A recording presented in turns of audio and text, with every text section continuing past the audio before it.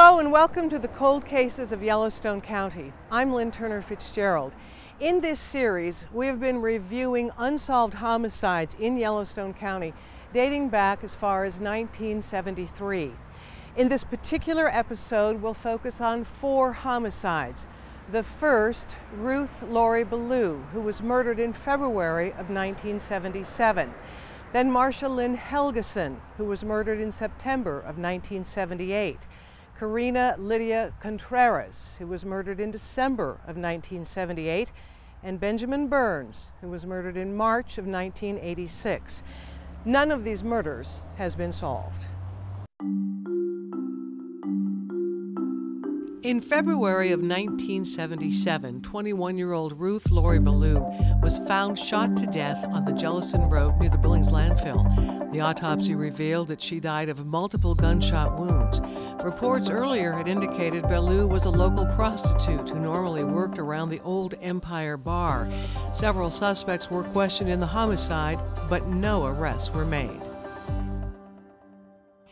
Ruth Ballew, she was 21, found on Jellison Road near the city dump in February of 1977. Yes. Do we have any idea what she was doing or who she might have been with?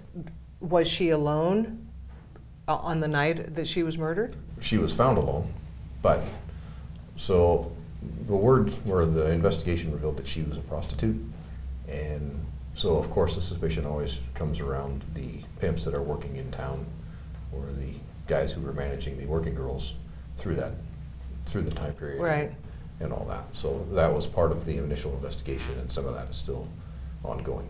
Or one of the other theories is it could have been a customer that she got in trouble with. Correct. That is also another theory. And she worked the Empire Bar primarily? Yes. Okay. I think she worked a lot of the downtown area. I don't know that she specialized in just one location. Was she a Billings girl? Yes. And 21 years old when she was found? Yes. And how was she killed? She was shot multiple times. Who discovered the body? Gerhard Blaine actually discovered the body, or he's the one that reported. I think there was an old couple that were out for a walk and actually came up on the body, and then his was the nearest residence that they got to. Right, right. Because he's a Blue Creek, his operation was in Blue Creek for many, many years. Yes. All right. Any family come forward? I mean, who was questioned on her? At the time, her family was involved in the investigation. Her brother was a part of it, and we don't have any contact with that family at this point anymore. As a prostitute, did she typically work alone? Did they work in pairs? I don't believe that they worked in pairs. There was a lot of girls that were working downtown at the time that, I mean, they all knew each other and they kind of looked out for each other the best they could, but I don't think there was any teaming up and going on jobs with each other.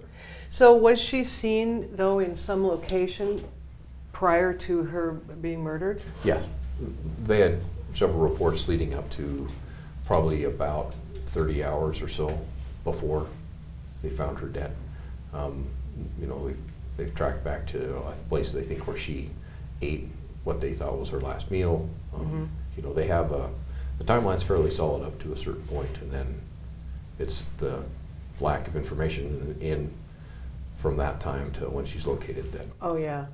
Well, she was discovered, her body was discovered in the morning. Was she actually killed the night before or the day before? Were you able to find that out? Yes. So it was February of 1977. Snow on the ground? Was it really cold? It was really cold. There wasn't any snow. Okay. It had melted off. In February, you know, the temperatures rise above freezing, and then things freeze again. We have that kind of temperature change issues going on, but there was no snow, fresh snow on the ground. Well, so would there be tracks then that you could find? Tire tracks? There were some tracks that were documented at the scene. Those have never. What kind of information do you need to solve this case? Again, we do have science on our side again in this case. Of course, with her occupation, it makes it a little more tricky, but we're still working on that angle too. Really, we just need new information or somebody to come in and fill in some of the gaps in some of the information that we have. So that might be a person, an acquaintance of hers, maybe. You know, we talk about this a lot, that things really change over time. Correct. And maybe somebody who has moved on, isn't feeling the allegiance to somebody or something that they used to feel. You know, now would be the time to come forth.